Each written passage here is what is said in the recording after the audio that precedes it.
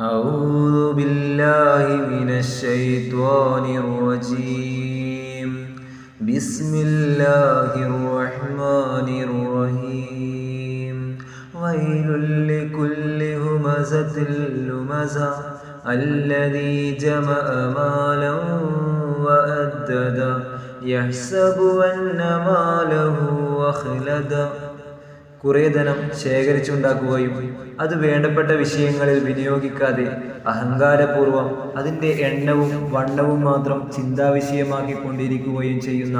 ദുഷ്ടന്മാരിൽ സ്വാഭാവികമായും കാണുന്ന സമ്പ്രദായമാണ് അന്യരെ കുത്തുവാക്കുകൾ ഉപയോഗിച്ച് ഇടിച്ചു താഴ്ത്തലും കുറ്റവും കുറവും എടുത്തുകാട്ടി ദുഷിച്ചു കൊണ്ടിരിക്കലും തങ്ങളുടെ ധനം തങ്ങൾക്ക് ഈ ലോകത്ത് ശാശ്വത ജീവിതം നേടിക്കൊടുത്തിട്ടുണ്ടെന്നും തങ്ങളും തങ്ങളുടെ ധനവും ഒരിക്കലും നശിക്കുകയില്ലെന്നുമുള്ള ഭാവനയായിരിക്കും ആ ധനപൂജാർമാരിൽ നിന്നും പ്രകടമാകുന്നത്. അങ്ങനെയുള്ളവർക്ക് വമ്പിച്ച നാശമാണുള്ളത് എന്ന് അള്ളാഹു അവരെ താക്കീത് ചെയ്യുകയാണ്.